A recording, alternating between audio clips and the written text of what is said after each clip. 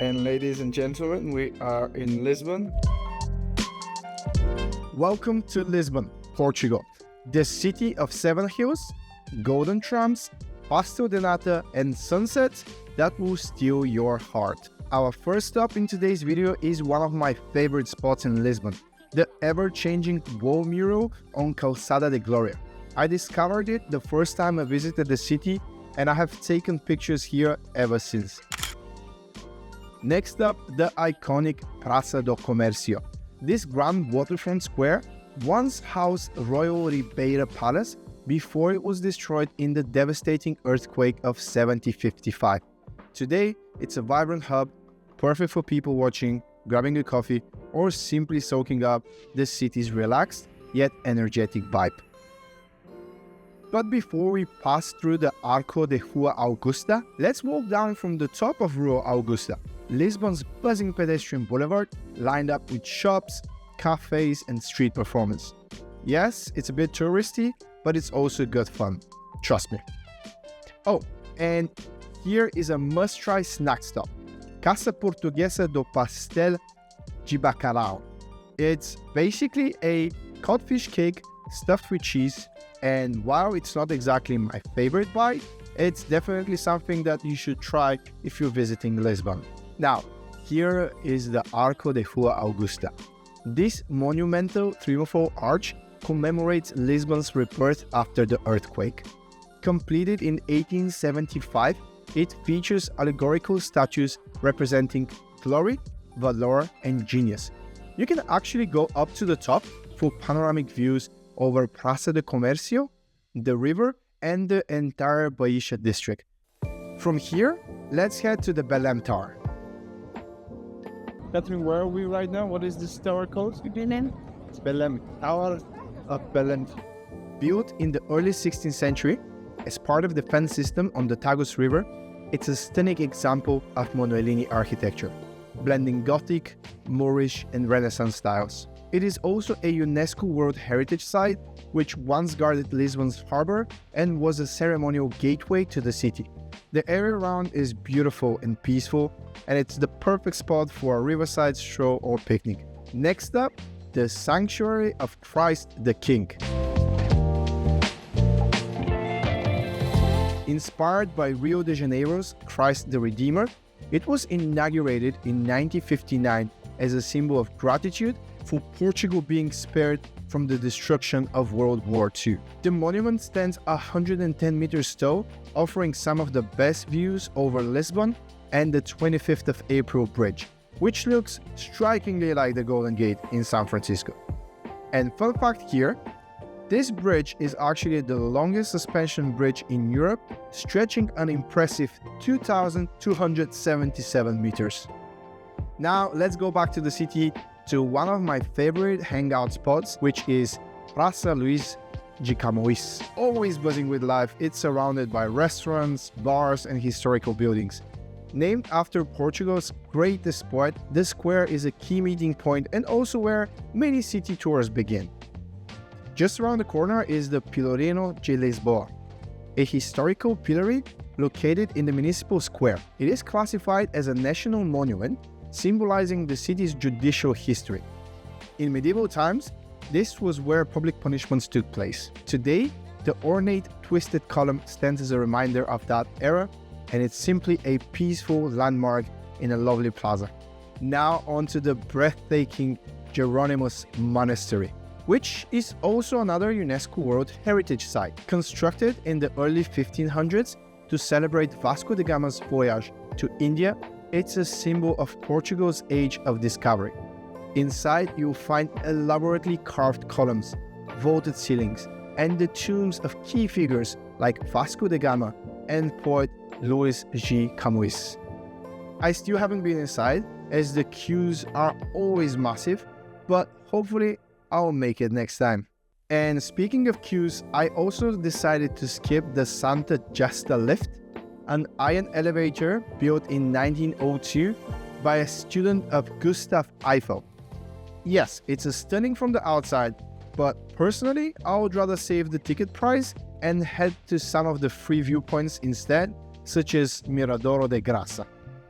Perched besides a historic church, it offers sweeping views over Lisbon's rooftops and the St. George's Castle. Historically, the area was once a lookout point during battles, and now you can see why, because you can basically see the entire city from here. And the other viewpoint is Giulio G. Castillo Gardens, which is a perfect spot to catch the sunset with incredible views of Alfama's red rooftops and the river below.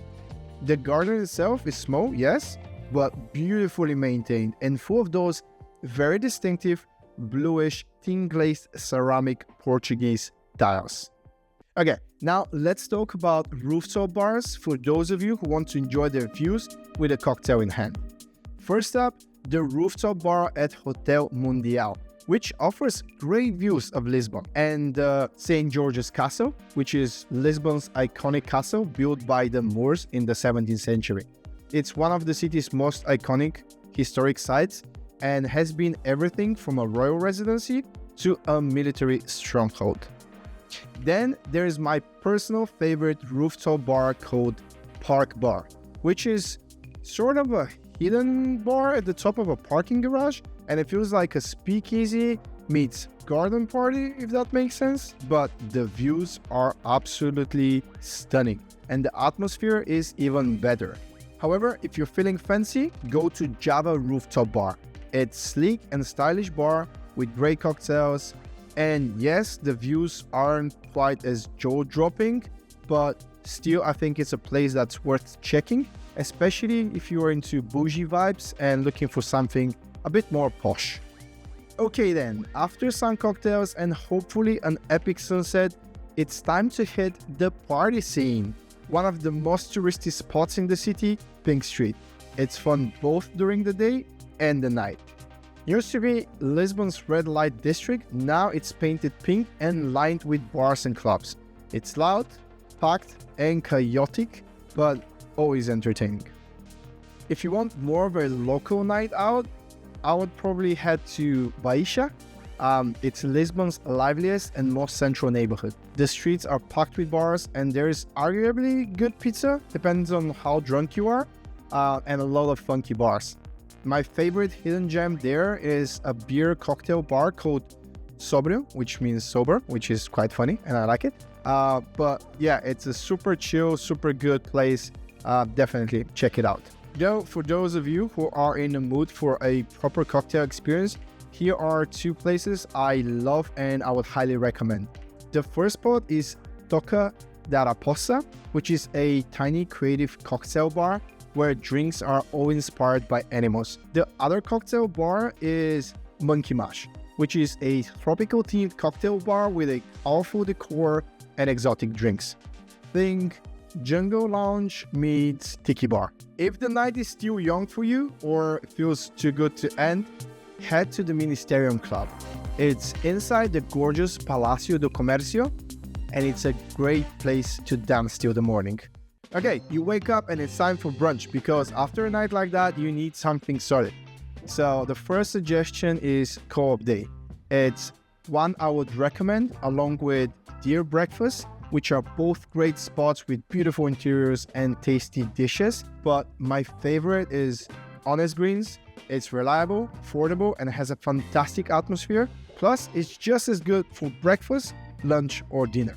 Speaking of lunch, definitely check out the Time Out Market. It's ideal for groups since everyone can choose different cuisines, from seafood to burgers to traditional Portuguese dishes. There is also a nice park nearby and lots of outdoor seating to chill and enjoy your meal. Now let's talk dinner. Two places I love: Maria Palato, which is a tiny family-owned wine bar with great local wines, and the second place, By the Wine, which is a more upscale but still super well-priced place with exceptional food and a fantastic wine list.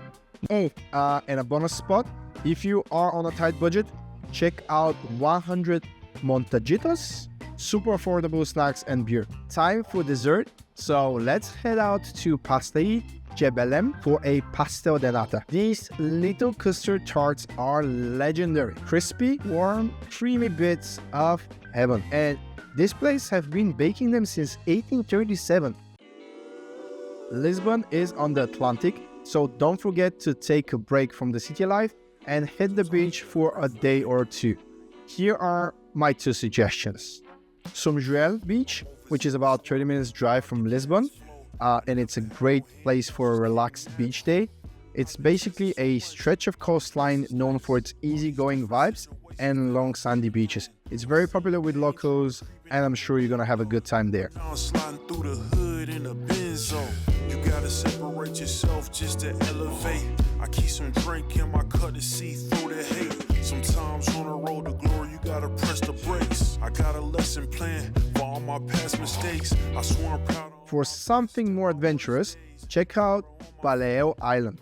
It's about 1 hour and 20 minutes drive from Lisbon, but it's a surfer's paradise with consistent waves. I tried surfing there for the first time, I loved it, and I'm already planning to go back. The town itself has a very laid-back surf culture and a few cool cafes to chill post sessions. And final stop, Sintra. We had lunch there, and I can tell you, this little town is ridiculously charming with cobblestone streets, romantic architecture, and little shops tucked away everywhere. It's beautiful, honestly. After lunch, we visited Palacio de Pena, and let me tell you, it's straight out of a fairy tale. Bright colors, quirky towers, and dramatic hilltop views. It's a 19th century palace built by King Ferdinand II, blending Moorish, Gothic, and Renaissance styles. You will need to hike or take a packed bus to reach it, but it's absolutely worth it. Check it out. This is serenade. Been rapping 10 years, boy, this ain't a phase. I paid dues, paid rent, and I stayed the same. I had teardrops running down my face. I've been through a lot, I had real pain, but thank God, cause we really on a better days. They say life's a gamble, you gotta roll the dice. I risked a lot of different things just to live this life. Life down bad, you gotta pay the price. I've been through hell and back. And that's the end of our Lisbon adventure. Hope you enjoyed tagging along, guys, and thank you so much for your time. Oh, and before you go, here is a little book recommendation. The Night in Lisbon by Remarque. It's a gripping World War II novel set partially in Lisbon, capturing the city's role as a place of escape, tension, and fleeting beauty. Thank you for watching, and I'll see you next time.